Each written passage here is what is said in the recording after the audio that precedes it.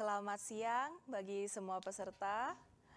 Sebelumnya perkenalkan, saya Meli yang akan memandu jalannya webinar pada hari Sabtu, 17 April 2021.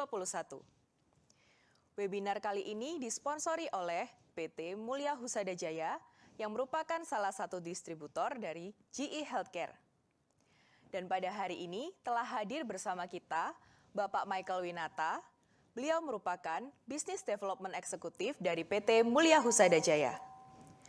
Beliau akan memberikan sedikit presentasi tentang produk USG dari GE Healthcare. Kepada Bapak Michael, waktu dan tempat kami persilahkan. Selamat pagi Bapak Ibu dokter sekalian. Perkenalkan, saya Michael Winata dari PT Mulia Husada Jaya selaku distributor GE Ultrasound.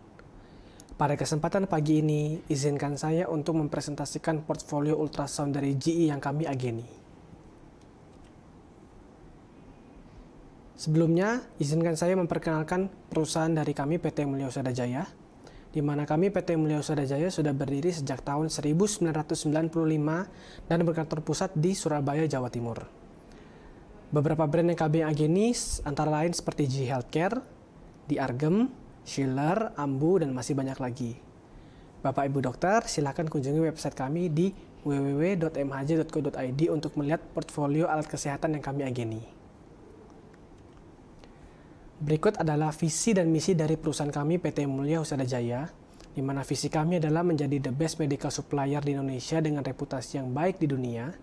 Sementara misi kami yaitu yang pertama adalah mendistribusikan alat kesehatan yang baik kepada seluruh customer kami, memberikan best service kepada seluruh customer kami untuk mencapai kepuasan customer, dan secara kontinu meningkatkan kualitas pekerja dari kami untuk memberikan pelayanan yang baik kepada customer-customer kami. Berikut adalah coverage area dari kami PT Mulia Husada Jaya, di mana kantor pusat kami berada di Surabaya, Jawa Timur, dan kami memiliki 14 branch dan 14 representative office di seluruh Indonesia, dimulai dari Aceh hingga Papua. Berikut adalah brand-brand yang kami ageni, mulai dari GE Healthcare, kami ada memegang USG, CT scan, dan MRI. Kemudian ada X-ray dengan brand Diargem dari Korea. Kemudian ada juga kami memegang untuk manekin, brand Ambu dari Denmark, dan juga X-ray protection dengan brand Kiran dari Germany. Berikut adalah portfolio dari USG GE yang kami ageni. Kami mengageni 3 segmen dari GE Ultrasound. Yang pertama adalah Women Healthcare atau USG untuk kandungan, di mana kami mengageni brand Voluson, mulai dari Voluson P-Series, Voluson S-Series, hingga Voluson E-Series yang tertinggi, dan ada produk baru yaitu Voluson Swift. Selanjutnya segmen kedua adalah segmen General Imaging atau USG untuk radiologi, di mana kami mengageni brand Logic, mulai dari Logic P-Series, S-Series, hingga S-Series yang tertinggi, dan juga kami memiliki USG khusus untuk breast yaitu Invenia Abus. Segmen ketiga yaitu segmen Point of Care atau POC, di mana segmen Point of Care ini terdiri dari dokter-dokter seperti anestesi, emergency, syaraf, rehab medik, dan bedah. Yaitu kami mengageni untuk brand Venue, Venue Go, dan Logic E. Pada kesempatan kali ini saya akan menjelaskan untuk USG dari Point of Care. Yang pertama adalah GE Venue, di mana GE Venue ini sudah terdaftar di e-katalog dengan spesifikasi ukuran layar 19 inch full touchscreen, dibekali dengan 4 active probe port, dan juga baterai yang tahan selama 4 jam full scanning, di mana memiliki software needle recognition yang berguna untuk mengenhance ujung jarum ketika melakukan proses puncture atau injection, dan juga memiliki artificial intelligence atau kecerdasan buatan, di mana kecerdasan buatan ini terdiri dari 3 software, yaitu Auto VTI untuk menghitung cardiac output secara otomatis, Auto IVC untuk menghitung tiket collapsibility index secara otomatis, dan juga software Auto Beeline untuk mendeteksi jumlah beeline pada paru-paru secara otomatis. Di e-katalog sendiri, Venue terdiri dari 2 spesifikasi yaitu 3 probe dan 4 probe. Di 3 probe harganya adalah 855.446 juta, dan di 4 probe di harga 873.759 juta.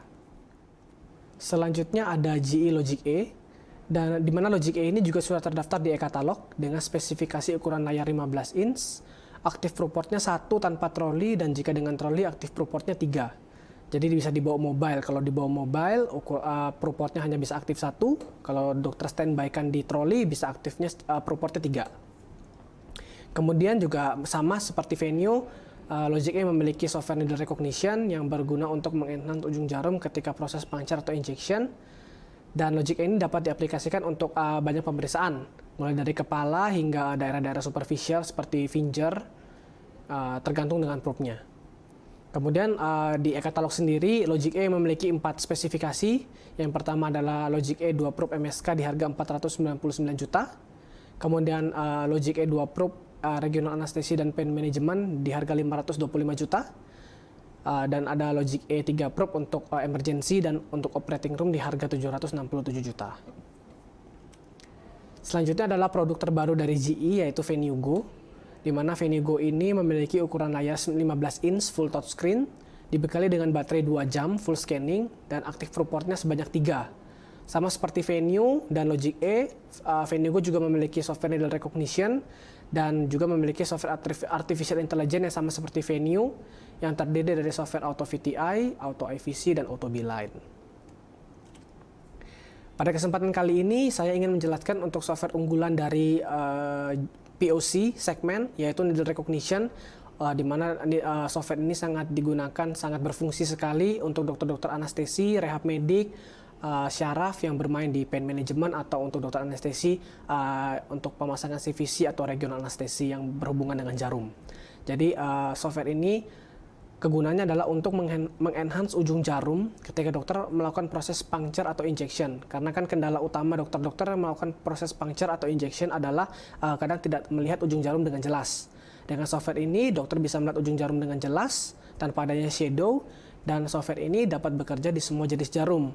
Tidak perlu jarum khusus, baik jarum ukuran besar, ukuran kecil maupun ekogenik, semuanya dapat berfungsi dengan baik.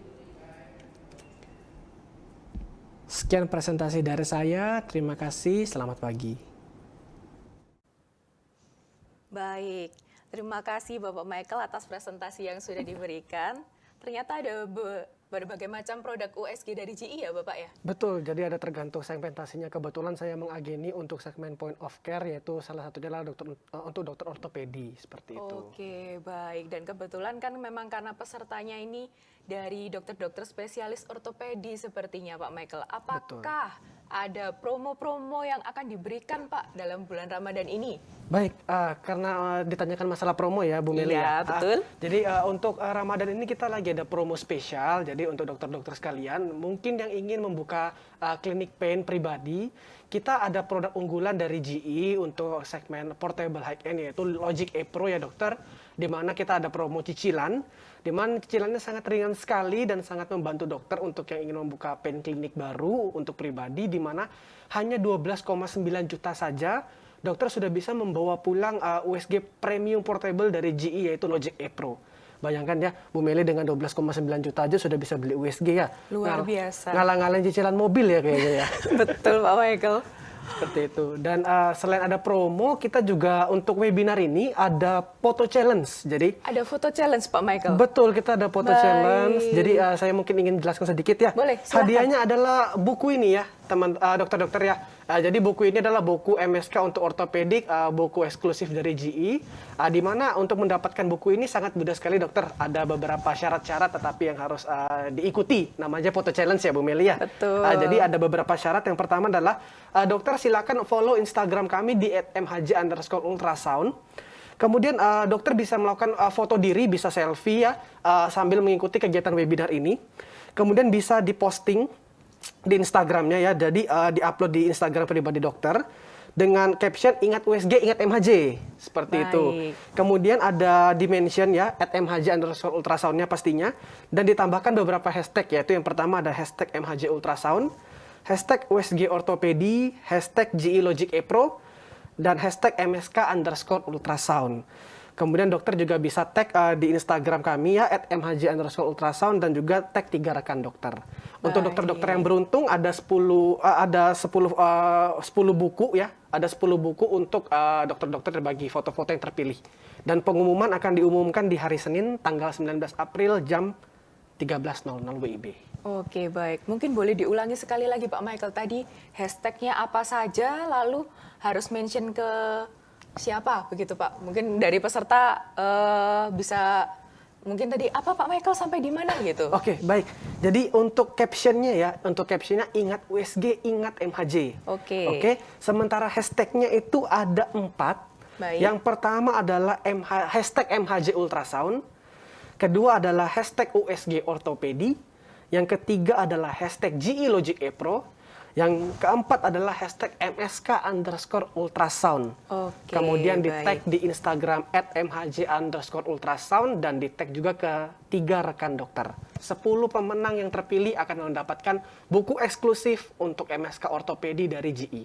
Oke, baik. Itu berarti boleh melakukan sesi fotonya sampai nanti terakhir ya? Boleh, tepat sekali. Oke, baik-baik kalau begitu. Ya, mungkin terima kasih untuk beberapa promo-promo yang menarik dan juga MHJ Ultrasound Challenge tadi ya, Pak Betul, Michael ya? foto challenge. Iya, betul. Semoga bisa, tapi jangan lupa bagi para peserta, nanti mungkin keasyikan pada foto challenge semua, terus tidak memperhatikan presentasi, tapi tidak mungkin sepertinya ya Pak ya. Iya, karena Pasti presentasinya materinya menarik menarik sekali ini dari Betul. Dr. Renaldi ini. Baik, pembicara kita pada hari ini ialah Dr. Renaldi Prasetya, spesialis ortopedik konsultan, magister kesehatan, ahli ilmu faal olahraga. Beliau merupakan salah satu dokter ortopedi dan traumatologi di Rumah Sakit Hasan Sadikin Bandung, dan juga beliau merupakan staf pengajar di Universitas Padjadjaran Bandung. Pada webinar kali ini, kita akan membahas tentang basic musculoskeletal ultrasound in orthopedic. Mungkin dari para peserta sekalian sudah tidak sabar, maka mari kita sapa bersama pembicara kita pada hari ini. Selamat siang, Dr. Renaldi. Selamat siang, Mbak Meli. Iya. Apa kabar? Bagaimana dok kabarnya Meli? Baik, dokter sehat? Alhamdulillah sehat. Baik, gak lemes dok?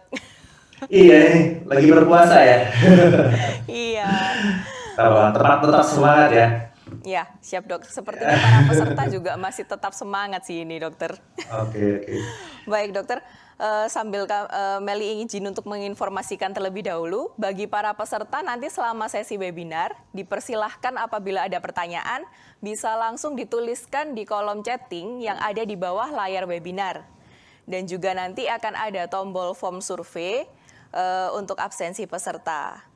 Mungkin untuk mempersingkat waktu dokter, karena peserta sepertinya sudah tidak sabar, kepada Dr. Renaldi, waktu dan tempat kami persilahkan. Baik, terima kasih Bu Meli ya atas kesempatan yang diberikan. Izin saya share slide saya. Apakah terlihat dengan jelas? Sudah dokter. Sudah terlihat dengan jelas. Ya, apa sudah bisa saya mulai? Silahkan dok. Oke, ya. Assalamualaikum warahmatullahi wabarakatuh. Selamat siang dan salam sejahtera untuk kita semua ya. Pada kesempatan ini saya ingin mengucapkan terima kasih kepada PT Mulia Husada Jaya ya yang memberikan kesempatan kepada saya untuk sedikit share ya tentang basic musculoskeletal ultrasound di ortopedi ya. Jadi penggunaan ultrasound di ortopedi saat ini lagi semarak dan kita juga merasakan impact yang sangat luar biasa sekali dengan adanya ultrasound tersebut di pelayanan klinis kita, terutama di outpatient clinic ya, yang tadinya kita mengalami kesulitan untuk melakukan suatu further investigasi yang membutuhkan waktu dengan waktu yang cukup panjang, tetapi dengan adanya ultrasound dengan setting di outpatient clinic, kita dapat menjadi shortcut buat kita untuk sedikit banyak mengintip kira-kira nih patologi apa nih yang ada di dalam pasien kita seperti itu. Sebelum mungkin untuk confirming diagnosisnya benar-benar bermaknanya itu nanti akan dikirimkan ke radiologi, ataupun kita juga bisa sedikit banyak melakukan suatu challenge test ya, yaitu kita memberikan sedikit obat anesthetic agent ataupun itu adalah obat steroid dalam keadaan anti-inflammatory agent kepada site yang kita kira ini adalah culprit ya, ini adalah permasalahannya yang mengalami injury gitu, dan kemudian kita lihat responnya seperti apa, apakah ada perbaikan atau tidak ada perbaikan, untuk kita nantinya akan melakukan kira-kira further investigasi apa selanjutnya yang kita bisa lakukan untuk preoperatif planning kita. Ya, jadi ultrasound saat ini mulai meluas sekali ya penggunaannya di ortopedi dan traumatologi. Dan teman-teman sekalian harus berbahagia karena ultrasound ini pun di dalam buku putihnya itu merupakan di dalam penggunaannya secara untuk pain management itu dapat kita lakukan karena merupakan salah satu kompetensi kita. Izin kita mulai bahwa ultrasound itu adalah suatu tools yang kita gunakan sebagai further investigasi untuk mengconfirming diagnosis kita, clinical diagnosis kita, dan mengexclude different diagnosis kita dengan menggunakan sound wave. Ya. Nah, sound wave-nya ini tentunya tidak bisa terdengar oleh telinga kita, gendang telinga kita. Kenapa? Karena ini inaudible, karena di luar daripada range frekuensi yang bisa kita dengar, yaitu 20-20.000 Hz. Mengapa pada alat ultrasound ini bisa menghasilkan suatu sound wave? Itu dikarenakan pada daerah transducernya itu terdapat suatu piezoelectrical crystal yang menggetar akibat adanya suatu signal listrik dan menghasilkan suatu sound wave. Pertama kali alat ini digunakan itu pada Perang Dunia Kedua, digunakan untuk berbagai aplikasi. Ya, ini adalah yang tadi saya telah konfirmasi ya, telah bilang kepada teman-teman semua bahwa audible area yang dapat gelombang suara yang dapat kita dengar itu sekitar 20-20.000 Hz. Sedangkan ultrasound menggunakan gelombang suara dengan frekuensi yang lebih besar daripada 20.000 Hz. Hanya beberapa animal saja yang bisa melakukan mendengar ya. Dalam hal ini seperti dolphin ataupun kelelawar ya, dan ternyata suatu sound wave dengan area frekuensi lebih besar daripada 20.000 Hz itu dapat digunakan, diaplikasikan untuk tools kita untuk mengconfirming ataupun mengexclude different diagnosis kita. Seperti yang tadi saya telah bicarakan, bahwa di dalam transducer yang kita gabungkan ke dalam suatu alat ultrasound kita, itu terdapat suatu piezoelectrical crystal atau synthetic lead zirconia rod. Dan ketika kita menghubungkan alat ultrasound kita dengan signal listrik, maka signaling listrik itu dilakukan transmisi dan akan menggetarkan dari piezoelectrical crystal tersebut dan akan menghasilkan mentransduksikan suatu sound wave. Dan sound wave ini nanti akan ditransmisikan dari transducer tersebut ke media yang akan kita lakukan pemeriksaan. Nah, ada transisi dalam hal ini antara transducer yang kita lakukan dengan media yang kita lakukan pemeriksaan. Oleh karena itu, dan kita harus ketahui bahwa sound wave itu musuh pertamanya adalah udara. Dia tidak dapat ditransmisikan oleh udara. Nah, oleh karena itu kita membutuhkan suatu coupling agent supaya sound wave ini dapat ditransmisikan dari transducernya menuju ke media yang kita lakukan pemeriksaan. Nah, coupling agent tersebutlah itu adalah yang kita sebut sebagai gel. Ya. Nah, kemudian nasib atau fate daripada gelombang suara yang ditransduksikan oleh transducer tersebut itu akan digunakan berbagai macam. Jika dia mengalami suatu struktur dengan densitas yang tebal, kemudian yang tebal ya, kemudian dengan arah gelombang wave tersebut adalah perpendikular, maka akan dipantulkan seutuhnya dan akan diterima oleh receiver. Tetapi jika membentuk suatu persudutan, maka akan berlakulah hukum pantulan. Ya, hukum pantulan ini maka ada gelombang suara yang diterima, ada gelombang suara yang dilepaskan, yang tidak diterima oleh receiver. Dan itulah yang kita sebut sebagai scattering. Tetapi jika gelombang suara tersebut mengenai suatu struktur yang densitasnya heterogen atau densitasnya tidak terlalu padat, maka akan ada attenuation ataupun akan ada suatu pembiasan. Sampai akhirnya menemui struktur lain yang densitasnya lebih padat dan dipantulkan dan diterima kembali oleh transducer receiver kita. Nah, suatu gelombang suara yang dipantulkan dan dipantulkan kembali dan diterima kembali itu kita sebut sebagai echo. Semakin banyak returning echo, maka akan semakin besar amplitudenya. Dan itu akan ditransmisikan menjadi suatu signal elektrik ke screen kita menjadi suatu dot-dot yang bersifat densitasnya yang bersifat ekogenitasnya tinggi atau berterang atau brightness. Ya. Dan lokasi daripada dot-dot yang brightness tersebut sangat tergantung daripada depth atau kedalamannya. Seperti kita ketahui kalau dia signalnya sound wave-nya semakin dalam, maka pantulan yang dihasilkannya juga akan semakin lambat, sehingga gambar atau brightness dot yang diterima itu akan semakin di daerah lebih dalam, seperti itu. Nah, seperti kita ketahui bahwa sound wave itu memiliki gelombang itu kan kalau di fisika dulu memiliki period, memiliki frekuensi, dan juga memiliki lambda ya, panjang gelombang. Nah, transducer kita itu memiliki spesifikasi tergantung daripada diameter ataupun tebal daripada piezoelectrical kristalnya. Semakin tebal piezoelectrical kristalnya, maka kemungkinan besar kemampuan bergetarnya akan semakin rendah sehingga menghasilkan suatu gelombang suara dengan frekuensi yang rendah. Sedangkan semakin tipis ataupun semakin kecil diameter kristal piezoelectricalnya, maka akan menghasilkan akan mudah untuk diresonansikan atau digetarkan dan menghasilkan suatu gelombang suara dengan frekuensi yang lebih tinggi. Nah, probe kita itu memiliki spesifikasi. Ada yang memiliki spesifikasi satu probe itu memiliki range tertentu, ada satu probe memiliki satu frekuensi. Ya, tetapi secara garis besar kita memiliki yang paling sering digunakan di ortopedi dan traumatologi itu adalah suatu probe dengan transducer yang sifatnya linear dan bersifat sektor atau curve. Ya. Dan linear itu biasanya memiliki high frekuensi, sedangkan curve itu memiliki low frekuensi.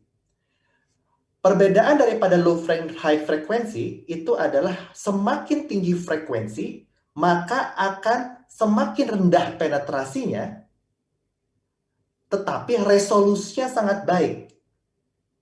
Ya, kebetulan saya sering menggunakan ultrasound untuk mengevaluasi area shoulder dan elbow, yang paling main domain saya.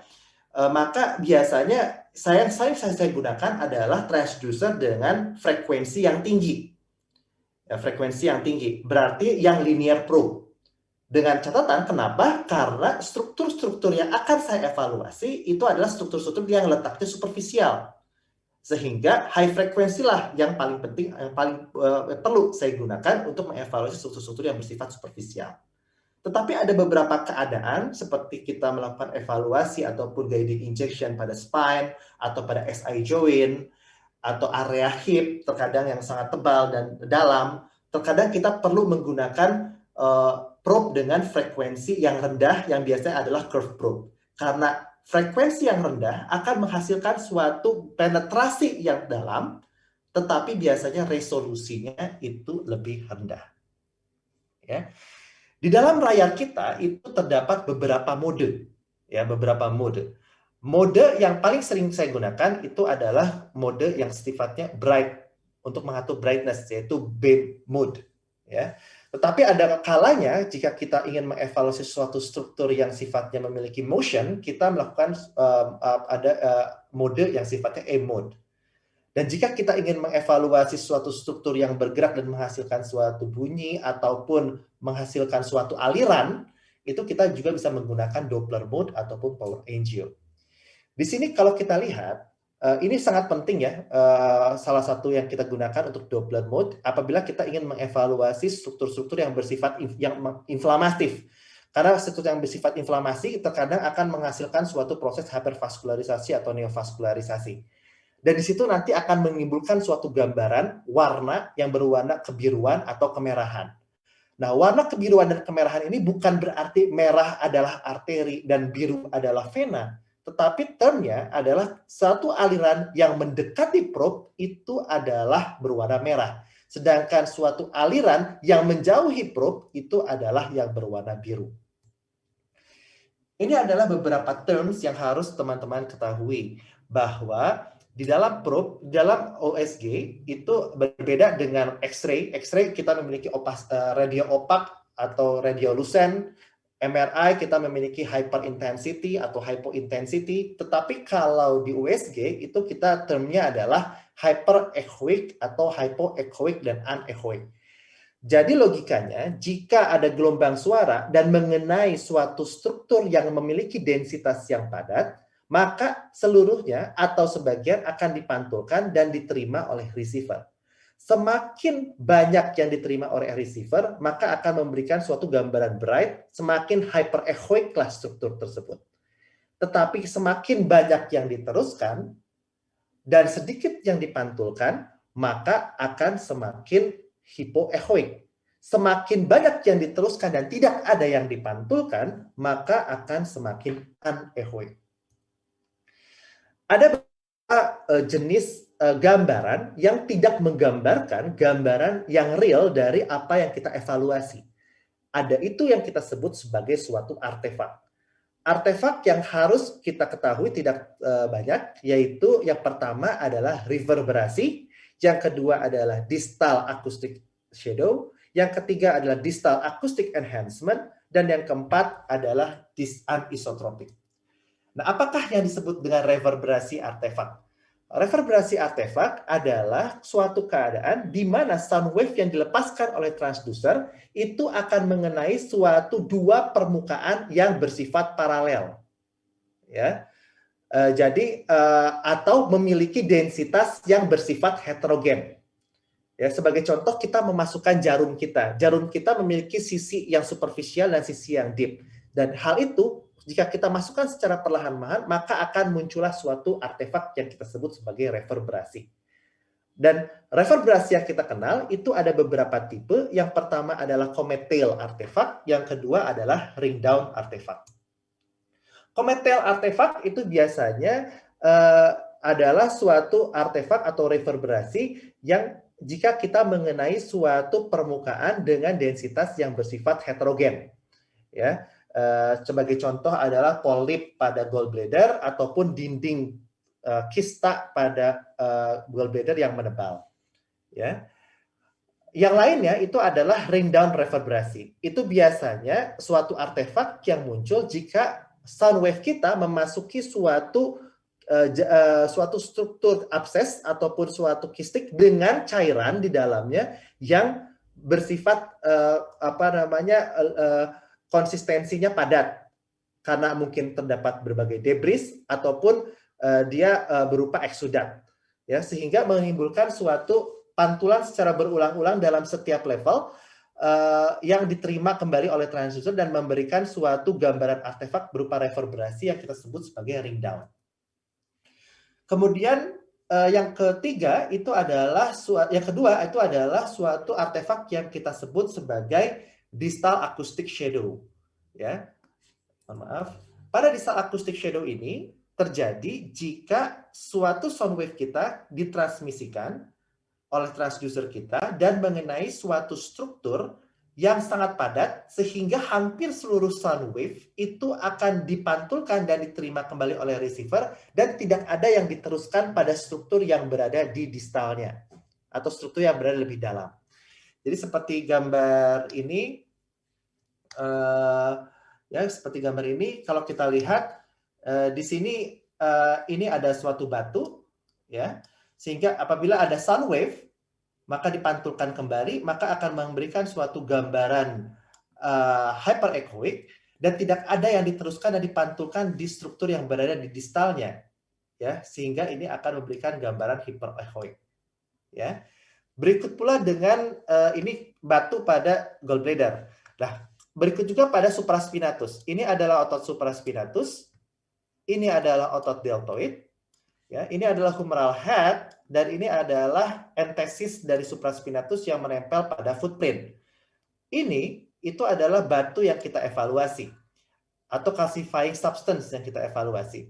Ketika transducer kita berada di atas dan menghasilkan suatu signal sound wave dan sepenuhnya akan dipantulkan, maka tidak ada dari sound wave tersebut yang diteruskan ke struktur yang berada di distalnya, sehingga akan menimbulkan suatu gambaran hyperechoic dengan bagian distalnya itu gambarannya bersifat hypoechoic.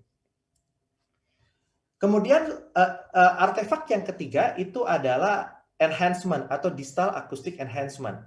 Hal ini biasanya jika kita memeriksa suatu struktur yang berisi cairan dengan kekentalan yang minim, ya, seperti transudat ataupun seperti cairan seperti itu. Jadi hampir seluruhnya sound wave itu diteruskan dan kemudian dipantulkan di dinding atau struktur di sebelah distal, sehingga akan terjadi suatu akumulasi atau amplitudo yang meningkat dari return echo pada struktur yang berada pada distalnya. Dan inilah yang kita sebut sebagai distal acoustic enhancement. Dan yang paling sering kita temukan, dan saya paling senang menjelaskannya itu adalah di long head biceps tendon, di daerah shoulder, itu adalah anisotropic. Ya. Pada daerah anisotropik ini terjadi adanya suatu perubahan ekogenitas pada struktur yang sama yang terjadi karena apa? Karena perbedaan sudut pantulan daripada sound wave yang dipancarkan oleh transducer dan diterima oleh receiver. Sebagai contoh ini adalah long head biceps tendon, ini adalah sulcus bicipitalis. Ya. Kalau kita lihat ini transverse humeral ligament atau rotator interval yang terdiri atas coracohumeral ligament dan superior glenohumeral ligament. Ya. Nah, pada gambar yang pertama itu kita lihat terdapat suatu gambaran long head biceps tendon dengan hiperekogenitas yang cukup tebal. Tetapi jika kita toggling up atau toggling down sehingga terjadi suatu pantulan yang memiliki sudut pantulan sehingga tidak seluruhnya sound wave yang dipantulkan itu diterima oleh receiver, maka akan memberikan gambaran hipoechoic. Padahal ini di lokasi yang sama dan mengevaluasi struktur yang sama. Ya, ini adalah contoh daripada anisotropik. Nah, ketika kita sebagai klinisi setelah melakukan suatu history taking dan physical examination, maka kita memiliki suatu kecurigaan struktur apa yang mungkin terlibat pada yang menjadi problematika pada pasien yang datang kepada kita untuk kita berikan pertolongan. Nah, terkadang kita harus melakukan suatu image optimization. Dalam arti kita harus benar-benar mendapatkan suatu gambar yang clear dalam arti untuk kita lakukan further investigasi untuk mengevaluasi untuk penegakan diagnosis dan pengekskludan different diagnosis, walaupun pada endingnya nanti biasanya saya sih suka melakukan konfirmasi kepada dokter radiologi. Ya, kebetulan di rumah sakit yang saya bekerja itu ada dokter radiologi yang memang expert di bidang ultrasound untuk melakukan confirming diagnosis. Pada kondisi saya ingin melakukan evaluasi lebih awal, itu biasanya kita harus melakukan diagnosis dulu kira-kira struktur apa saja yang terlibat. Dan tentunya kita sudah ada bayangan di otak kita kira-kira struktur tersebut anatominya itu ada di mana. Dan ketika kondisi itu terjadi, maka kita harus mengoptimalisasikan image yang dari daerah yang ingin kita tuju. Untuk mengoptimalisasi image tersebut, ada beberapa yang harus kita kontrol. Dalam hal ini adalah yang pertama adalah depth, yang kedua adalah gain, yang ketiga adalah frequency optimization, yang keempat adalah imaging seperti yang saya telah jelaskan sebelumnya, dan kelima adalah fokus. Untuk image optimization, yaitu kita harus meletakkan point of interest kita atau POI kita itu berada di tengah-tengah screen kita. Ya. Nah, triknya adalah biasanya saya melakukan evaluasi dalam dulu. Misalnya saya mengevaluasi sekitar 5-6 cm seperti itu. Nah, kemudian setelah itu saya lakukan shallowing. Saya putar daerah untuk mengatur depth-nya sehingga point of interest yang kita lakukan itu berada di tengah. Ya, sebagai contoh ini kita mengevaluasi area vaskularisasi ini. Kita deep terlebih dahulu. Kita bisa kalau deep seperti ini tentunya kita bisa mengevaluasi seluruh struktur. Tetapi tentunya kita tidak dapat mengevaluasi struktur yang menjadi point of interest kita dengan cukup jelas. Nah, setelah kita mengetahui area tempat kita bekerja, kita lakukan adjustment sehingga point of interest kita itu berada di tengah-tengah daripada screen kita. Ya. Oke. Dan kemudian image optimization yang kedua itu adalah gain. Gain itu kalau di kamera itu menyerupai ISO, ya. Tetapi kalau ISO itu seperti retina, jadi sensitivitas suatu alat untuk mengenal suatu kontras cahaya gelap. Nah, kalau ini yang kita kerjakan adalah kita melakukan amplifikasi terhadap gelombang yang diterima. Ya, jadi semakin settingnya kita tingkatkan, maka gainnya akan tingkatkan, maka gambaran yang diterima akan semakin bright. Seperti itu. Nah, tetapi jika terlalu bright, maka kita akan sulit mengevaluasi juga. Jika terlalu gelap, juga kita tidak akan mengalami kesulitan untuk mengevaluasi juga. Nah, oleh karena itu harus balance. Ya, kalau di gambar itu kita mencari gambar yang kontras, di mana kalau gelap, kalau dia terang, ya terang. Sehingga kita dapat melakukan suatu analisis struktur apa yang kita evaluasi tersebut. Ya. Yang keempat tadi adalah frekuensi, kita harus menggunakan probe yang tepat. Apakah low frequency probe, apakah high frequency probe. Ya, struktur yang superficial kita menggunakan frekuensi yang lebih tinggi untuk menghasilkan resolusi yang lebih tinggi. Struktur yang lebih dalam kita menggunakan suatu curve probe atau probe dengan frekuensi yang lebih rendah untuk mengevaluasi struktur yang lebih rendah, tetapi yang dikorbankan biasanya resolusinya. Di dalam ortopedi itu ada beberapa aksis yang teman-teman harus ketahui. Yang pertama itu adalah short axis, di mana kita menempatkan probe perpendikular terhadap longitudinal axis dari struktur yang kita evaluasi. Sebagai contoh yang di atas ini. Ini adalah long head biceps tendon. Long head biceps tendon itu berorigo di superior tubercle dari glenoid dan berinsersi di radial tubercle. Ya. Ketika kita menempatkan probe kita di sini, di mana itu adalah perpendikular terhadap jalannya long head biceps tendon tersebut, maka kita akan mendapatkan suatu potongan short axis, atau kalau misalnya di MRI mungkin axial view seperti itu. Dan kalau probe kita letakkan itu satu garis atau searah atau paralel dengan arah atau struktur dari yang kita evaluasi, longitudinal axis dari struktur yang kita evaluasi, maka itu kita sebut sebagai long axis. Ya, seperti itu. Nah, kemudian kita sedikit membahas tentang basic intervention dari ultrasound. Ya, seperti kita telah ketahui bahwa dalam ultrasound itu keuntungan kita mengerjakan ultrasound adalah kita mengetahui pasien kita yang datang meminta pertolongan. Dalam hal ini pasien telah menginformasikan chief complaint-nya itu apa.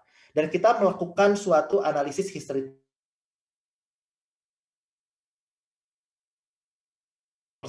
dan lain sebagainya. Kemudian kita lakukan further investigasi sehingga kita mendapatkan suatu berbagai different diagnosis. Ya. Dan ultrasound itu digunakan penunjang atau untuk membantu kita untuk menyingkirkan different diagnosis dan mengkonfirmasi diagnosis kita. Tentunya ultrasound tidak menjadi satu-satunya tools. Tools yang sering kita gunakan adalah X-ray. X-ray sangat baik sekali untuk mengevaluasi hard tissue problem seperti fracture, fissure, dislocation, dan lain-lain.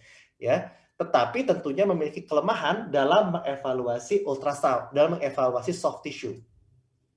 CT pun sama, dia dapat mengevaluasi bone sebagai struktur 3 dimensi dengan baik dan jelas. Kita bisa mengevaluasi coronal view, sagittal view, ataupun axial view dengan sangat baik. Tetapi sekali lagi sulitan untuk kita mengevaluasi patologi pada soft tissue. Nah, sedangkan MRI itu sangat baik untuk struktur-struktur yang bersifat soft tissue, seperti kita mengevaluasi ACL rupture, PCL rupture, meniskus robekan pada meniskus, ya adanya suatu bone edema, ya, dan itu bisa kita evaluasi secara multiplana, baik itu koronal, sagittal maupun aksial, sehingga kita memiliki gambaran 3 dimensi dari struktur yang kita evaluasi. Tetapi USG di sini memegang poin yang cukup penting. Mengapa? Karena setting daripada ultrasound itu bisa kita lakukan di setting klinik atau di outpatient klinik. Ya, jadi ini bisa menjadi shortcut untuk kita melakukan mengkonfirmasi diagnosis kita dan mengeksklude different diagnosis kita. Kemudian yang kedua, tentunya karena ini menggunakan sound wave, maka dia radiation free. Dan jika kita mengevaluasi soft tissue, maka dibandingkan dengan MRI, memiliki akurasi yang cukup baik, karena kelebihannya selain dia bisa mengevaluasi statik, juga dapat mengevaluasi struktur dinamik, ya, dan juga secara efektif sangat cost efektif, ya. Dan jika kita ingin melakukan suatu challenge prosedur, challenge test, dengan melakukan suatu penyuntikan, suatu anesthetic agent ataupun suatu inflammatory agent, itu dapat secara dinamik kita lakukan evaluasi, dan struktur yang kita lakukan injeksi itu pun dapat secara akurat dan secara punktual kita lakukan evaluasi secara terus-menerus. Tetapi kelemahannya dibandingkan dengan MRI, USG mayoritas hanya dapat menggunakan untuk mengevaluasi permasalahan-permasalahan yang bersifat superficial atau ekstraartikuler. Sebagai contoh, nerve, muscle, tendon, neurovaskular, dan lain-lain. Tetapi untuk permasalahan di intraartikuler, itu kita mengalami kesulitan. Walaupun ada berbagai expert, ada berbagai literatur mengatakan mungkin saja bisa dikerjakan dengan berbagai posisi-posisi atau manuver-manuver tertentu. Tapi jujur saja, saya kurang bisa memahami hal tersebut. Nah, keuntungan lain yang kita miliki adalah kita selain mengetahui permasalahan klinis pasien, juga kita mengetahui anatominya. Ya, kita telah membuka, melakukan operasi, melakukan approach, sehingga kita dapat mengetahui layer per layer struktur apa saja yang kita hadapi dari superficial ke deep. Ya, sehingga kita dapat dengan mudah melakukan suatu orientasi, oh ini struktur tersebut. Bahkan jika kita ragu-ragu pun kita masih bisa meraba-raba. Ya. Ada beberapa struktur yang harus kita evaluasi karena biasanya hampir mirip. Salah satunya adalah tendon dan nerve. Ya. Perbedaan antara tendon dan nerve itu biasanya kalau misalnya sebagai contoh jika kita mengevaluasi carpal tunnel. Di carpal tunnel itu ada 10 structure. Salah median nerve dan berbagai macam tendon di dalamnya, baik itu digitorum superficial maupun digitorum profundus. Nah, biasanya jika kita mengevaluasi median nerve itu menyerupai struktur yang bersifat honeycomb dalam hal short axis. Nah, tetapi jika kita ragu, maka kita bisa lakukan rotasi 90 derajat dan kita akan temukan adanya suatu fibriler yang bersifat hypoechoic dan linear dari tempat kita evaluasi ke proksimal dan ke distalnya. Dan struktur tersebut biasanya less anisotropic daripada tendon. Berbeda dengan tendon, biasanya gambarannya heterogenous echogenik, ya, dia bersifat fibriler, tapi jika kita lakukan rotasi 90 derajat untuk mendapatkan penampang long axis, ya, kemudian kita trace ke proksimal, maka kita akan menemukan perubahan dari tendon menjadi musculotendinosus, dari musculotendinosus ke arah muscle. Dan jika kita evaluasi short axis dan kita toggle up ataupun toggle down, maka echogenitas daripada long head biceps tendon tersebut akan berubah baik menjadi hyperechogenik ataupun menjadi hypoechogenik secara bergantian. Yang itu yang kita sebut sebagai anisotropik atau salah satu bentuk daripada artefak yang telah saya jelaskan sebelumnya. Ini adalah gambar normal tendon dari supraspinatus.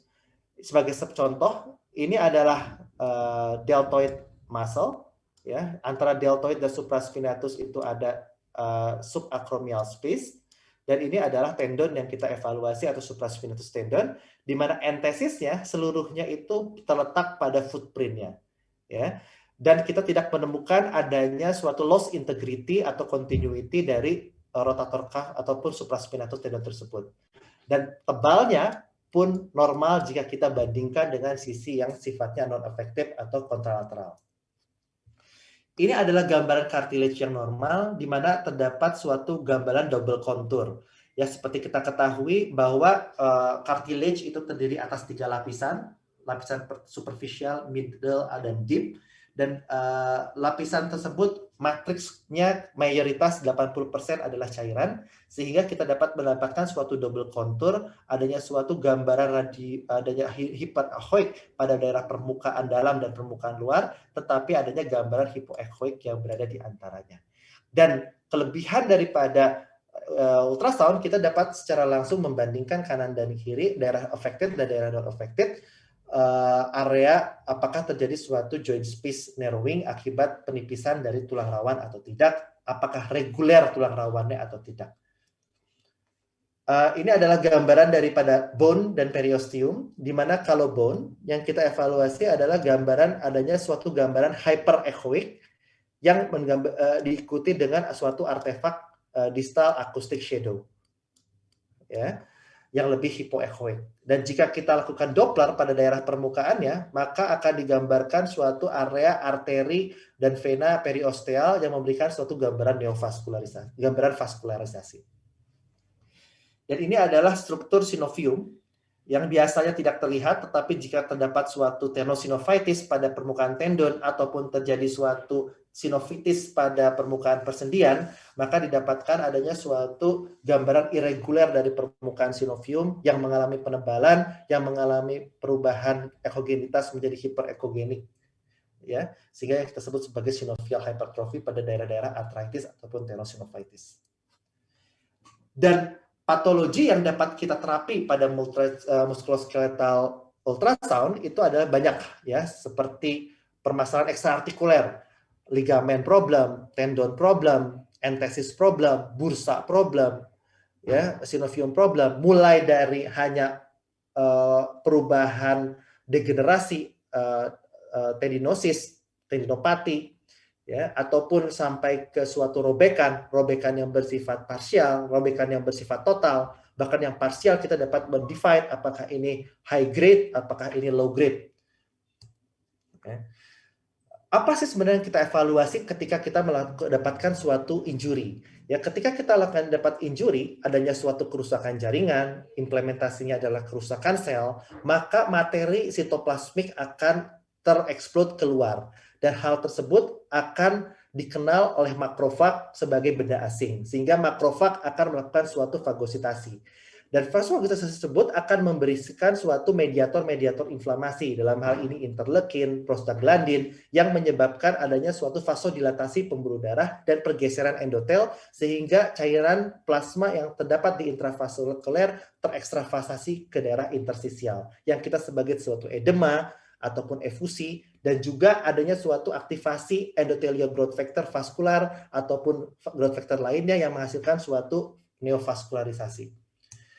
Nah, fenomena tersebut di-capture oleh ultrasound, di mana inflamasi itu tentunya ada semacam swelling pada jaringan tersebut, sehingga akan ada suatu perubahan tebal daripada tendon tersebut. Dan kemudian adanya suatu hipervaskularisasi pada daerah yang kita evaluasi yang mengalami inflamasi. Dan akan terjadi suatu pengumpulan cairan atau koleksi cairan pada daerah sekitar dari tendon ataupun ligamen yang kita mengalami injury yang kita evaluasi. Ya, jadi yang kita evaluasi ketika kita menghadapkan suatu struktur yang cedera, yang sifatnya bukan suatu robekan, yang kita sebut sebagai tendinitis ataupun peradangan tendinopati atau tendinosis, itu adalah perubahan tebal daripada tendon ataupun ligamen. Kemudian yang kedua, adanya suatu akumulasi cairan, ya, di sekitar daripada area tendon atau struktur atau ligamen tersebut. Dan ketika kita lakukan Doppler, maka terjadi suatu hypervaskularisasi ataupun neovaskularisasi. Dan jika didapatkan suatu robekan, ya, maka kita akan kelihatan bahwa seperti ini ada long head biceps tendon, loss dari long head biceps tendon atau kita sebut sebagai empty bicipital groove, dan ketika kita melakukan rotasi 90 derajat dari probe kita, maka kita akan mendapatkan loss integrity dari long head biceps tendon kita.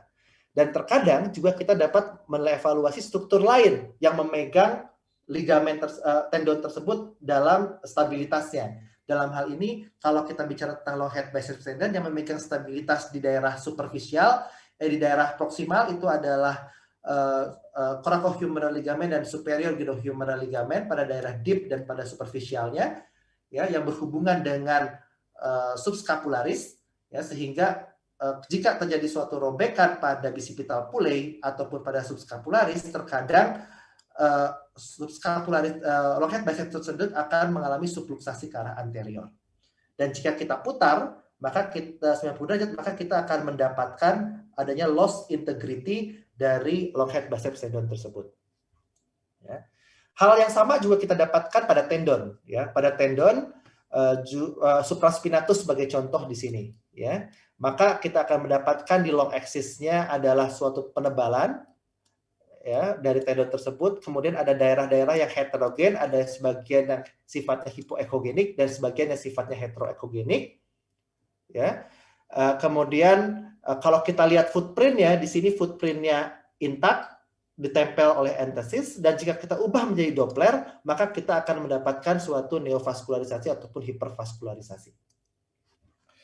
Nah, jika ada robekan, maka kita akan menemukan adanya suatu daerah hyperechoic di sini, hipoechoic, di antara struktur-struktur yang bersifat hiperechoic, dan adanya suatu integritas yang mengalami kerusakan, dan di sini akan ada swelling ataupun subacromial bursitis ataupun dan kemudian ada materi daripada deltoid yang mengalami herniasi ke dalam celah tersebut.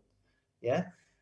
Jika pada dalam keadaan tertentu, maka daerah footprint itu menjadi irregular, itu dapat menjadi tanda langsung ataupun tidak langsung kita mendapatkan suatu rotator cuff atau robekan pada tendon secara parsial ataupun total, dan antara tulang rawan dengan footprint akan terdapat suatu Rimren sign atau suatu indentasi seperti hal tersebut. Ya. Ini adalah salah satu contoh apa yang kita temukan jika terjadi suatu robekan pada tendon. Dalam hal ini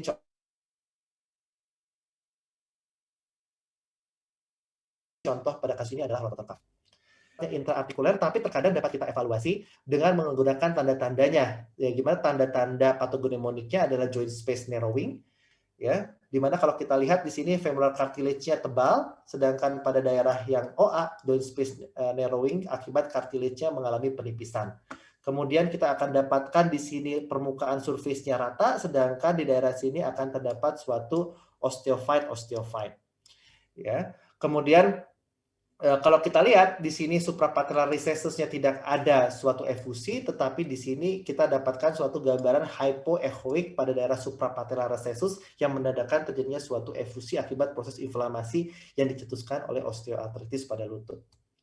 Ya. Untuk mengevaluasi tendon, ini biasanya algoritma yang saya gunakan.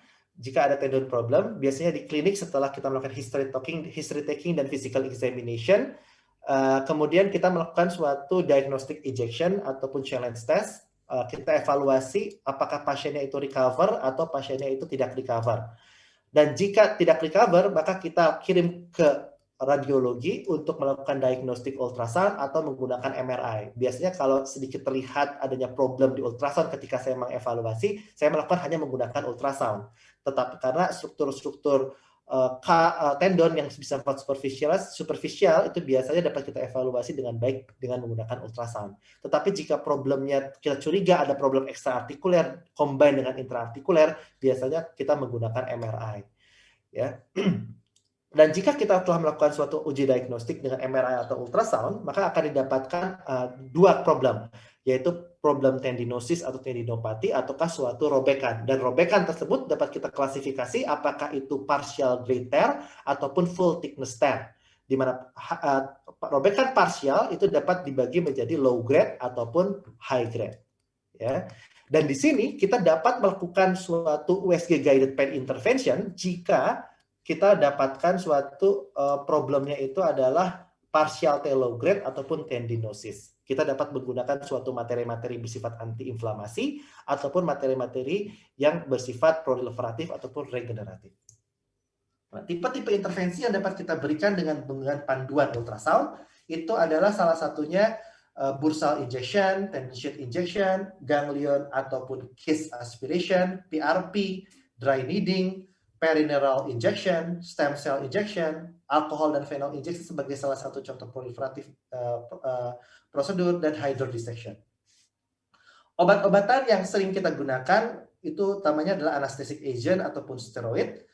Terkadang pada kasus-kasus intraartikuler yang bersifat dry, kita berikan viscose suplemen, contohnya seperti hyaluronic acid. Dan beberapa prosedur yang sifatnya tendinosis atau tendinopati yang sifatnya kronik itu dapat kita berikan suatu proliferative medicine ataupun regenerative medicine dengan melakukan proloterapi ataupun PRP. pada beberapa kasus, contohnya di rotator cuff, kita sering beberapa kali melakukan suatu prosedur yang seperti contohnya ada calcifying supraspinatus tendinitis. Kita dapat melakukan suatu penetrasi pada tendon secara smooth, hanya satu goresan, dan kita melakukan aspirasi dan penyuntikan dilusi, dan kita melakukan aspirasi sampai kita akhirnya menghilangkan struktur atau substansi yang bersifat calcifying pada supraspinatus intersubstance tersebut. Ya, ini adalah contoh-contoh dari obat yang sering kita gunakan apabila dia bersifat wet, contohnya pada OA, kita dapat melakukan guiding aspiration, dan kemudian kita suntikan obat antiinflamasi, contohnya adalah steroid. Jika kita menemukan adanya suatu permasalahan pada persendian, atau saat ini pun sering kita lakukan obat yang yaitu hyaluronic staba, pada daerah tendon, permukaan tendon, untuk memudahkan lubrikasi.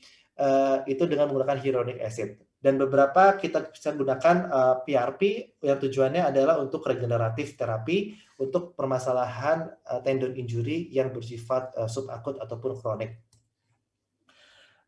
Untuk hidrodiseksi kadang kita juga gunakan untuk permasalahan-permasalahan nerve entrapment. Dalam hal ini apakah itu adalah median nerve di dalam carpal tunnel ataupun di pronator syndrome, ataupun ulnar nerve di guyon kanal ataupun di cubital tunnel, dan radial nerve di radial tunnel yang biasanya kita lakukan injeksi. Seperti itu.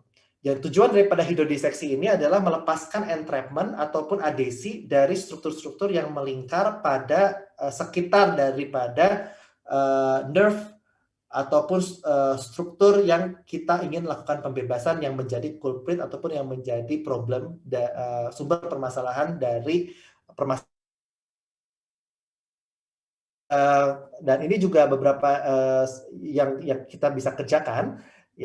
Sebagai contoh, misalnya saya setelah melakukan suatu prosedur pada bahu, yaitu artroskopi ataupun open surgery, itu supaya mempromot pasien untuk bergerak jika memungkinkan untuk early mobilization, tetapi pasien masih terasa nyeri, maka biasanya kita dapat melakukan block.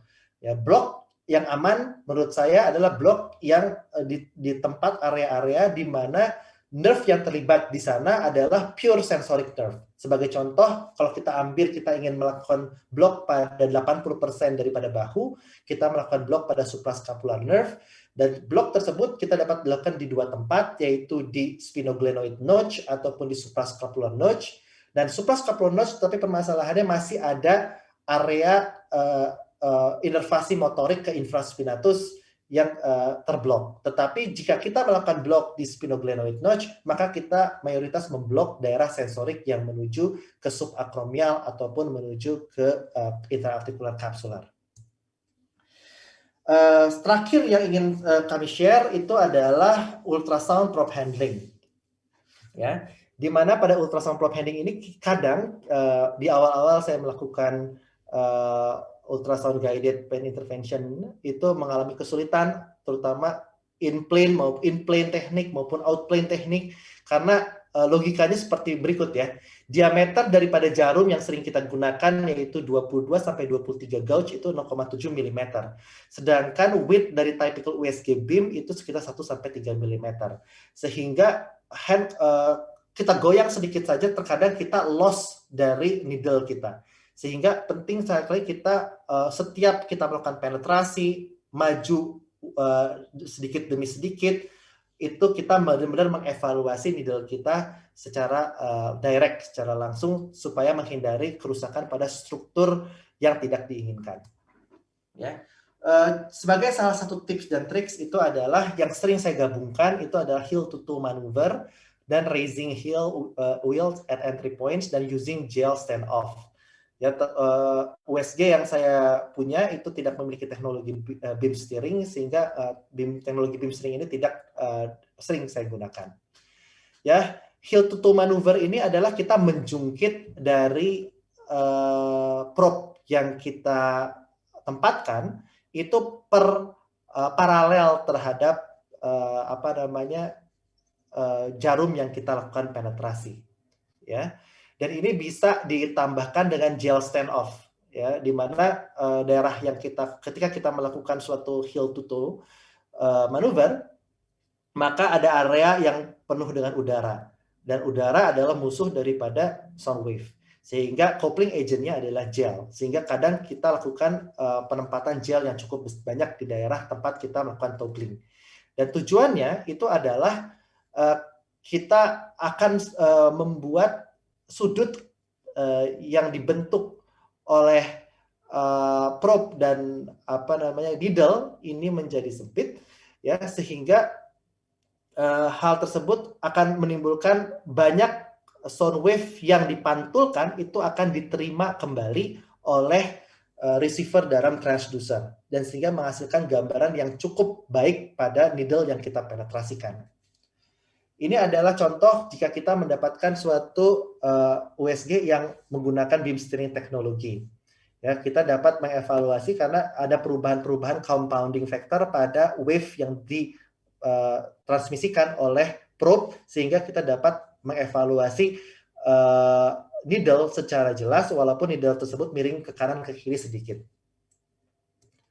Ya, ini adalah yang perlu kita persiapkan jika teman-teman ingin membeli USG atau baru akan membeli ultrasound. Yang saya sarankan adalah transducer ataupun yang probe yang harus teman-teman miliki itu adalah yang bersifat flat atau high frekuensi utamanya, karena banyak sekali prosedur-prosedur upper extremity dan lower extremity yang bersifat basic yang dapat dikerjakan untuk pasien-pasien untuk memeriksa struktur ataupun melakukan pain intervention untuk struktur-struktur yang bersifat superficial. Dan kita harus membuat transducer tersebut steril dengan menggunakan steril transducer cover. Ya, dan koordinasi antara antara klinisi, pasien, dan layar itu harus dalam satu garis, ya, supaya kita tidak ergonomis dan kita dapat melakukan prosedur dengan baik tanpa menyakiti otot-otot kita yang mempertahankan posisi dalam waktu yang cukup panjang.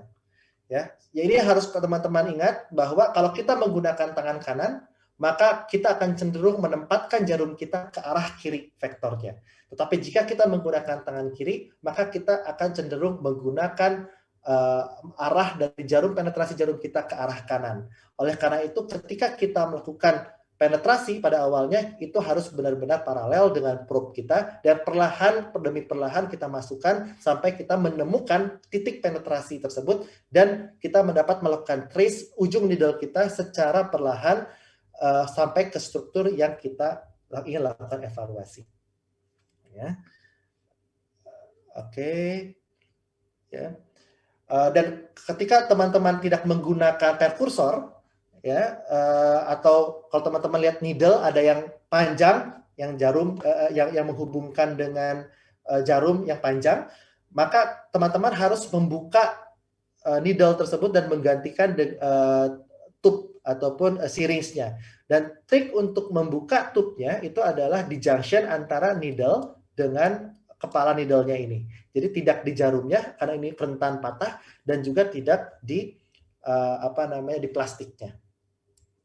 Dan kemudian untuk probe holding itu kita seperti memegang bolpen, ya. Jadi dan ada 2 atau 3 jari kita itu diletakkan kepada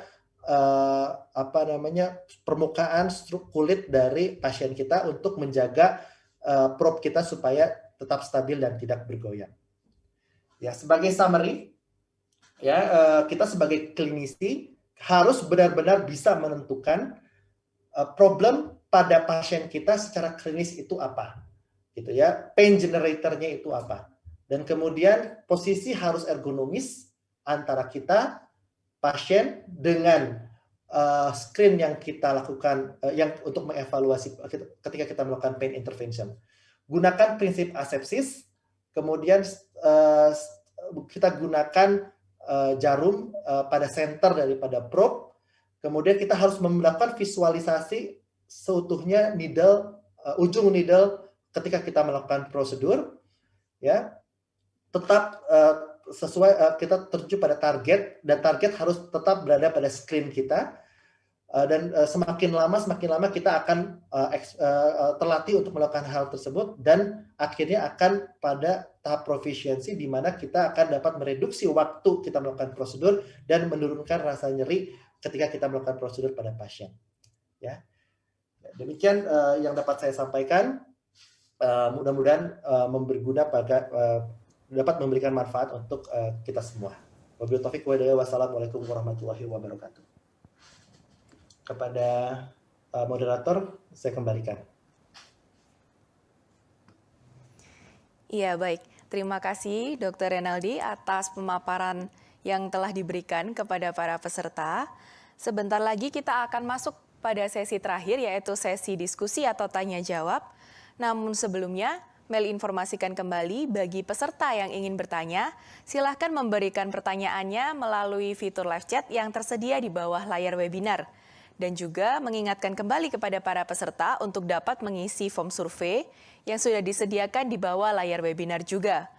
Sebentar lagi kita akan menyaksikan 1-2 video dari USG GE Healthcare sembari break. Dan setelah itu kita akan masuk pada sesi tanya jawab.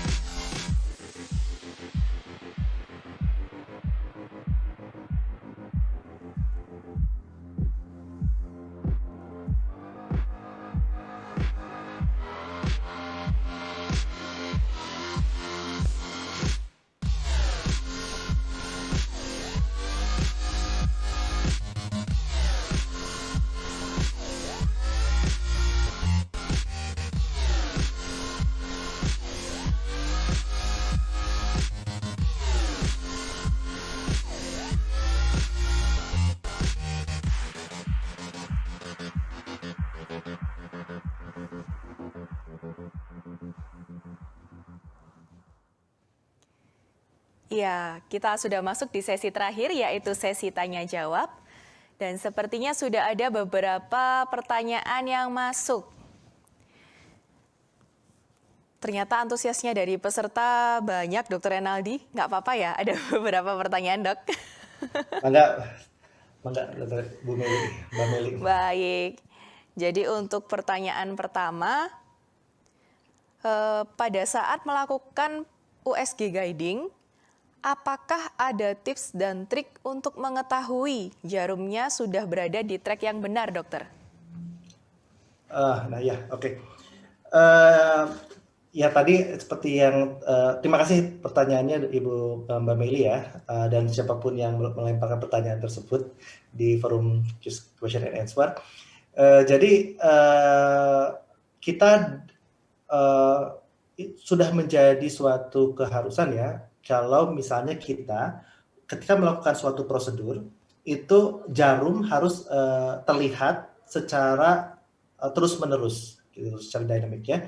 Jadi dari waktu ke waktu supaya kita dapat mengetahui bahwa ujung jarum kita itu tidak bergeser ya ke mengenai struktur-struktur lain yang tidak diinginkan dan menghasilkan suatu cedera seperti itu. Dan salah satu tipsnya adalah supaya kita tadi yang telah disebut sebelumnya itu adalah head to toe tilt. Ya, kemudian gel stand off yang paling sering kita kerjakan. Kemudian jika mesin USG dari teman-teman itu ada steering compound fasilitas, ataupun kita dapat melakukan tracing dengan menggunakan bantuan daripada mesin USG kita, itu akan sangat lebih baik lagi. Nah, tips yang lainnya itu adalah kita dapat melakukan bevel up. Ya, jadi kita bisa mengetahui poin ujung dari kita melakukan suatu kayak woodpecker ya, kayak kita gerakan sedikit demi sedikit maju dan mundur supaya kita sedikit banyak mengetahui kira-kira ujung jarum kita itu ada di mana akibat pergerakan daripada soft tissue yang kita getarkan tadi. Dan yang kelima itu adalah kita dapat melakukan suatu injeksi cairan. Ya, sehingga terdapat suatu dispersi secara lokal dan secara perlahan-lahan sambil kita melakukan memajukan penetrasi dari jarum kita untuk mengetahui lokasinya jika kita kehilangan arah. Dan terakhir kita dapat melakukan penggunaan Doppler, karena penggunaan Doppler terkadang dapat melakukan mengevaluasi ujung jarum kita itu berlokasi ada di mana. Karena setiap ada penetrasi, tentunya ada struktur yang mengalami injury sedikit, dan itu akan menghasilkan leakage daripada vaskuler. Seperti itu. Ya, jadi mungkin itu jawaban dari saya, Bu. Terima kasih. Iya, baik. Terima kasih, dokter. Lalu ada pertanyaan juga, dokter, terkait dari USG guided tadi. Biasanya dokter Renaldi melakukan teknik USG guided tersebut untuk prosedur apa saja ya, dok? Atau proses apa saja? Ya, terima kasih lagi atas pertanyaannya, Ibu Meli, Mbak Meli. Jadi untuk prosedur, karena domain saya itu di shoulder ya, di shoulder dan sport injury dan elbow. Nah, biasanya saya mengerjakan di area-area sekitar tersebut ya. Paling sering itu adalah prosedur-prosedur di area bahu. Dan prosedur itu memiliki mayoritas 3 kegunaan. Ya, yang pertama itu adalah untuk challenge test. Jadi kita memasukkan suatu anesthetic agent ataupun obat antiinflamasi itu ke dalam struktur yang kita curigai mengalami cedera. Sehingga jika nyerinya sekonyong-konyong menghilang, maka struktur yang cedera itu sesuai dengan dugaan kita. Seperti itu. Yang kedua, jika permasalahannya ini adalah tendinosis, kronik, tendinopati, ya, maka kita dapat memberikan zat-zat yang bersifat regeneratif. Dalam hal ini yang paling sering kita gunakan itu adalah PRP, ya. Dengan tujuan adalah untuk meningkatkan proliferasi dari struktur-struktur dan melakukan rejuvenating pada struktur-struktur tersebut sehingga menjadi lebih tight, seperti itu. itu biasa pada kondisi kita berhadapan pada kondisi kronik, ya kronik tendinopati, tendinosis ataupun parsial yang sifatnya low grade seperti itu pada ligamen ataupun pada tendon. Kemudian yang sifatnya terapeutik itu tadi, dan lain-lain halnya seperti first trial saya biasanya pada daerah-daerah yang mengalami stiffness pada persendian. Yang paling sering mungkin itu adalah frozen shoulder. Ya, kita melakukan suatu prosedur hidrodilatasi, yaitu kita melakukan capsular ekspansi dan artrofibrolisis secara mekanik dengan memasukkan jumlah cairan dan jumlah besar ke dalam intraartikuler. Ya, seperti itu. Dan ini kadang kalau kita melakukan secara blind, itu agak mengalami kesulitan. Mengapa? Pertama, blind saya biasa kesulitan melakukan suprascapular nerve block, sehingga pasien akan mengalami kesakitan luar biasa ketika hidrodilatasi dikerjakan. Kemudian yang ketiga, biasanya kita kesulitan mengevaluasi bahwa apakah benar nih jarum kita itu ujungnya itu berada di dalam intraartikuler, karena intraartikuler itu sangat sempit dan itu sangat sulit untuk kita push cairan dalam jumlah besar ke dalam intraartikuler karena joint space-nya sudah sangat sempit. Sehingga kalau kita dapat mengevaluasi secara dinamik, secara langsung dengan menggunakan ultrasound, tentunya itu akan memberikan suatu kepercayaan diri pada kita bahwa memang ujung jarumnya ini itu dilangsungkan masuk ke dalam intraartikuler.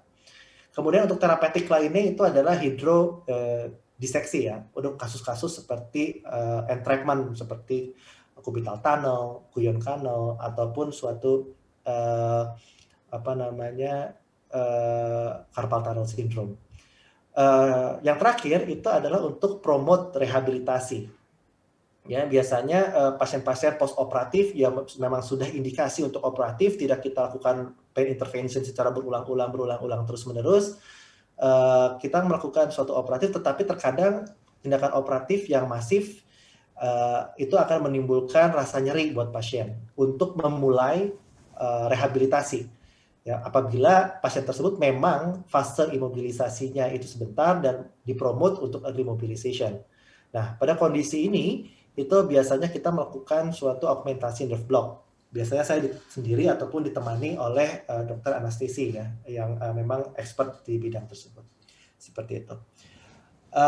Mungkin itu jawaban saya ya. Ya, terima kasih banyak Dr. Renaldi.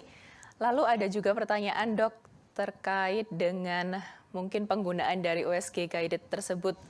Apakah kita bisa membedakan full thickness dan partial thickness dan ukuran tear rotator cuff menggunakan USG guided, dokter? Mohon tanggapannya. Terima kasih. Itu sangat bisa sekali. Ya, jadi semua struktur-struktur yang bersifat ekstraartikuler itu memiliki akurasi, presisi, sensitivitas dan spesifitas yang cukup besar, hampir menyeramai dengan MRI dalam kita melakukan pemeriksaan. Ya, dalam hal ini contohnya adalah tendon. Ya. Seperti kita ketahui bahwa rotator cuff yang paling sering mengalami robekan itu adalah supraspinatus tear.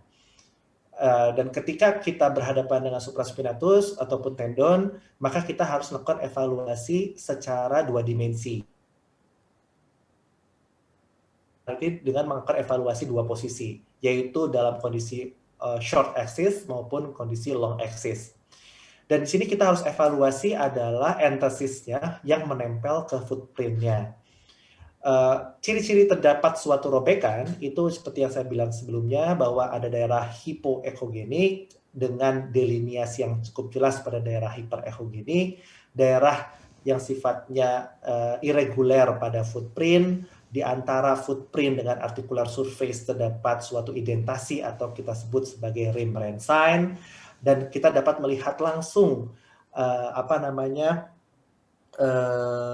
area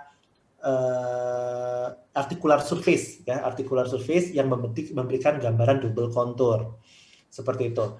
Dan kelebihannya lagi, ketika kita mengevaluasi itu kita bisa bandingkan ukurannya dengan non-affected site yang di sebelah kanan atau sebelah kirinya. seperti itu.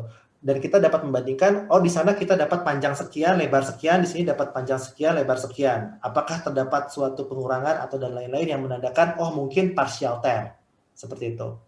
Kemudian kita juga dapat melakukan suatu pemeriksaan secara dynamic. Jadi kita melakukan suatu, karena fungsi supraspinatus atau rotator cuff, dalam hal ini supraspinatus adalah untuk abduksi, maka kita melakukan resistive abduction test. Dan ketika resistive abduction test, maka stump daripada rotator cuff itu akan terretract ke medial. Sehingga kalau dia full thickness, dia akan terretract medial. Tetapi jika dia partial thickness, maka dia akan tidak terretract. Atau tidak terretract. Dan kita anggap dia partial tear, itu kita membedakan antara ini adalah partial tear ataupun full tear. Bahkan jika kita ingin membedakan ini adalah partial tear yang sifatnya high grade atau low grade, dapat kita bandingkan dengan non-affected site atau dengan area footprint-nya.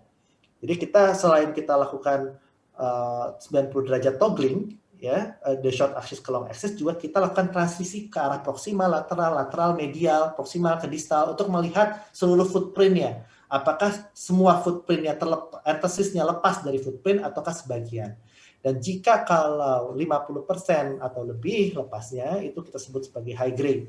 Tetapi jika kurang dari 50%, maka kita sebut sebagai low grade. Dan ini pun pernah ada literatur yang menyatakan, walaupun literatur tersebut berasal dari jurnal radiologi, mengatakan ini comparable dibandingkan dengan MRI untuk menilai partial tear.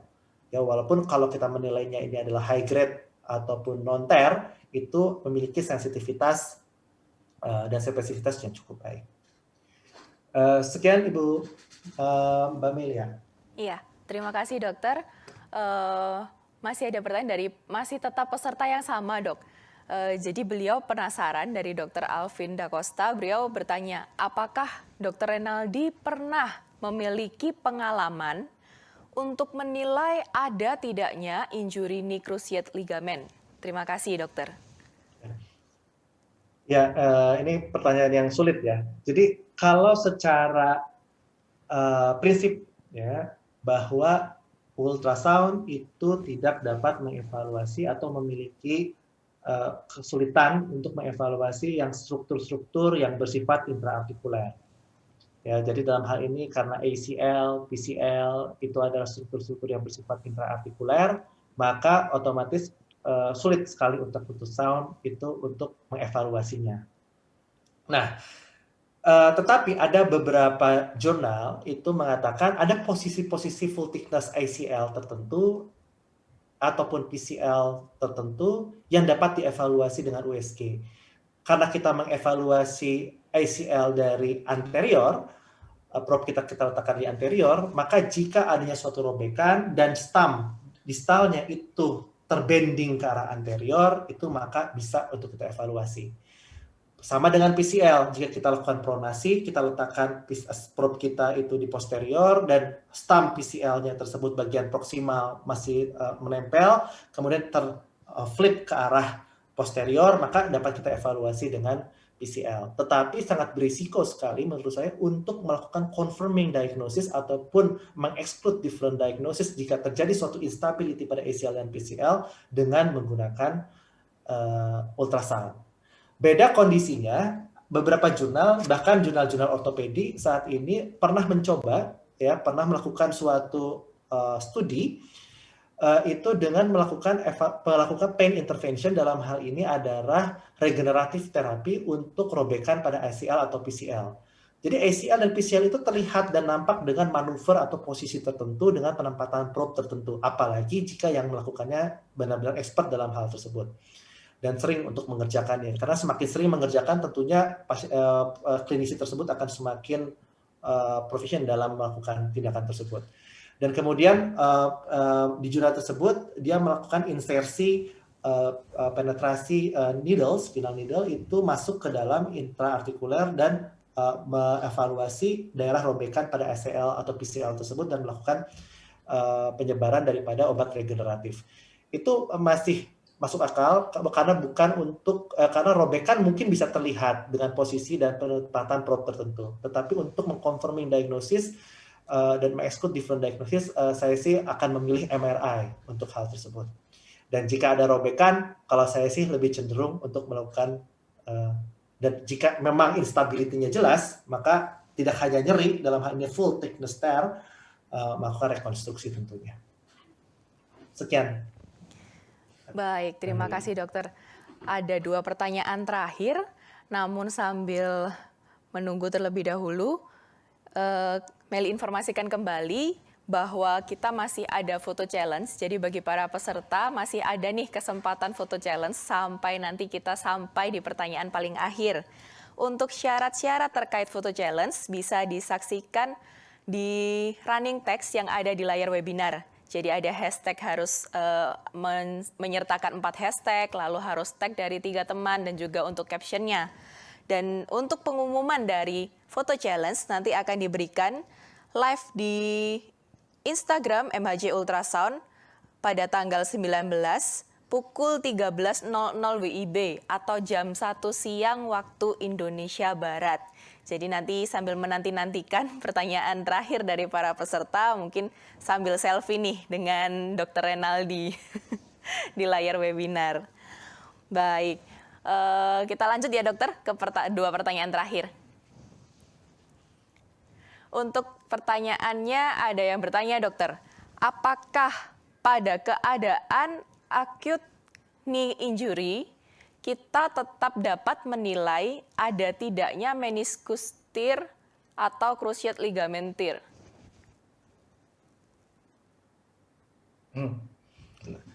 Nah, ini dalam setting apa nih? Karena kita ini settingnya adalah ultrasound ya, setting ultrasound. Ya sekali lagi untuk secara klinis tentunya pada acute injury kita akan mengalami kesulitan ya untuk mengevaluasi robekan-robekan ya, karena pasien masih dalam influence rasa nyeri. Jadi kita melakukan suatu manuver ataupun physical examination yang bersifat provokatif, itu secara etikal kita mengalami kesulitan karena kita memprovok adanya rasa nyeri. Seperti itu. Apalagi ini kejadian yang sifatnya akut ya. Sehingga kadang beberapa prosedur kita lewatkan, kadang kita langsung jump ke MRI.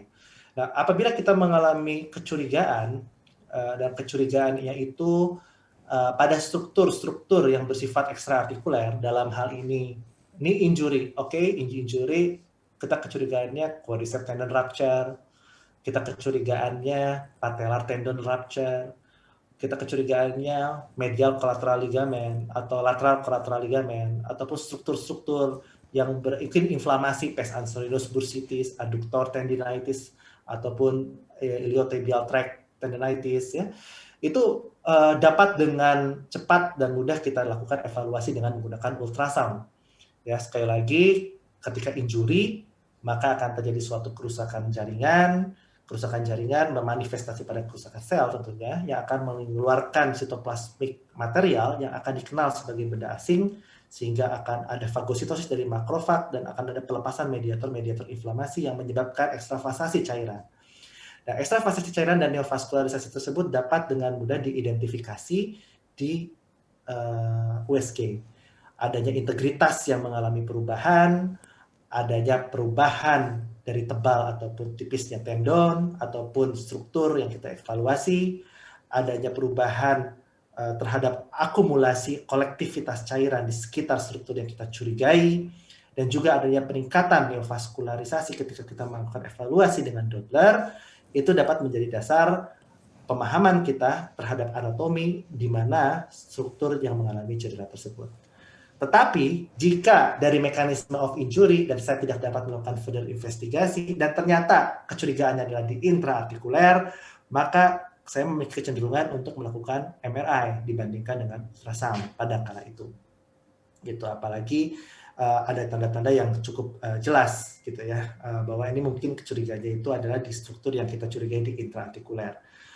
Di beberapa literatur, meniskus itu karena letaknya di dalam intraartikuler tetapi cukup superficial, itu untuk lesi-lesi yang bersifat radial, tear, itu bisa terlihat dengan menggunakan ultrasound. Ada beberapa literatur yang mengatakan hal tersebut, dan saya pikir cukup realistis dan cukup wajar apabila itu masih bisa terlihat karena strukturnya walaupun interartikular tetapi di superficial. Kalau kita menempatkan probe kita di joint space di distal dari femur dan di proksimal daripada tibia, diantaranya kita evaluasi joint, maka kita akan dapat mengitari meniskus. Sama persis kita melakukan evaluasi dengan menggunakan MRI posisi coronal view. Ya. Dan sagittal view jika kita menempatkan probe kita di anterior posterior, seperti itu. Ya, jadi mungkin itu jawaban saya ya. Kalau misalnya sebagai kesimpulan atau resume, kalau problemnya ekstraartikuler itu dapat dengan baik itu langsung dievaluasi dengan ultrasound, tetapi jika kita memiliki kecurigaan bahwa dari mekanisme injury, dari bentuk klinisnya, chief complaint-nya itu adalah intraarticular problem, maka MRI menjadi pilihan utama. Terima kasih. Baik, terima kasih Dr. Renaldi. Kita sampai pada pertanyaan terakhir, Dokter. Pertanyaan terakhir ialah untuk kasus frozen shoulder, teknik intervensi apa yang bisa dilakukan dan obat apa yang biasa diinjeksikan, Dokter? Mungkin ada arahan. Terima kasih. Itu seperti yang dijelaskan sebelumnya ya di video seksi saya, bahwa dalam frozen shoulder itu permasalahannya itu adalah di struktur di dalam sendi, dalam hal ini adalah rotator interval yang menebal, dan juga struktur axillary pouch, dalam hal ini kapsul inferior yang menebal. Maka penebalan tersebut seperti kita ketahui, kalau kita bicara tentang frozen shoulder itu ada beberapa fase, ya, apakah fase freezing, frozen atau fase thawing. Dan biasanya di fase-fase awal itu kita dapat melakukan intervensi. Ya, fase-fase seperti fase freezing di mana pain yang menjadi nyeri itu biasanya kita dapat melakukan injeksi intraartikular dengan melakukan block pada suprascapular nerve. Dalam hal ini adalah nerve yang menginervasi kapsul sebanyak lebih daripada 70% sampai 80%, seperti itu. Tetapi ada beberapa kondisi di mana nyerinya sudah berkurang tetapi stiff masih ada. Nah, itu biasanya kita memberikan pilihan kepada pasien seberapa besar sih, seberapa tebal sih kira-kira coracohumeral rotator intervalnya atau coracohumeral ligamennya ataupun axillary pouch-nya. Dan ini juga pun bisa kita evaluasi dengan ultrasound, ya. Sonografi yang di rumah sakit saya, radiologinya itu sudah sangat paham dan mahir sekali untuk mengevaluasi apa saja tebal yang harus dievaluasi pada pasien-pasien dengan frozen shoulder untuk membantu kita untuk kira-kira terapi apa yang tepat untuk pasien ini, seperti itu. Pada kondisi dia sangat stiff, tetapi masih belum mau melakukan operasi, ataupun dalam kondisi memang belum pernah terapi konservatif sebelumnya, itu biasanya saya menawarkan untuk melakukan suatu hidrodilatasi. Dan pada hidrodilatasi ini karena kita memasukkan cairan dalam jumlah yang cukup besar, maka akan menyebabkan kapsul menjadi overtight, ya, menjadi terekspansi, dan itu menyebabkan rasa nyeri yang sangat buat pasien. Sehingga biasanya saya melakukan suatu injeksi pada suprascapular nerve. Dalam hal ini yang paling saya sering lakukan pada akhir-akhir ini itu adalah di area sphenoglenoid notch. Karena daerah sphenoglenoid notch itu area yang pure sensorik, tidak ada keterlibatan motoriknya. Dan biasanya yang kita berikan itu adalah steroid, kemudian short acting anestesik dikoktil dengan long acting anesthetic agent. Koktail ini jujur aja saya dapatkan dari teman saya dokter anestesi, ya. Jadi dengan kita berhubungan baik dengan para pengampu pain management ini, tentunya akan banyak transfer knowledge yang tentunya akan dapat kita optimalkan dan tentunya demi kebaikan pasien seperti itu. Jadi kita melakukan koktail dengan short acting, long acting dengan steroid, itu biasanya kita suntikan di sphenoglenoid notch, kita biarkan waktu sekitar 3-5 menit, pasien sudah agak sedikit rileks, kemudian kita melakukan intra-articular hydrodilatation dari portal belakang. Biasanya saya menempatkan probe saya 1-2 cm di bawah spina, di bawah posterolateral dari acromion. Kemudian kita evaluasi lokasi dari glenoid dan humeral head. Kemudian kita penetrasikan perlahan dari lateral ke medial. Jarum kita itu menembus deltoid, kemudian menembus infraspinatus, menembus kapsel sampai akhirnya kita masuk ke dalam intraartikuler. Ya, ini mungkin dan dengan menggunakan USG ini akan sangat baik sekali karena kita secara percaya diri mengetahui bahwa jarum kita itu terletak di intraartikuler dan rekaman daripada ultrasonografi ini itu dapat menjadikan evidence kita bahwa kita melakukan injeksi dengan tepat. Seperti itu.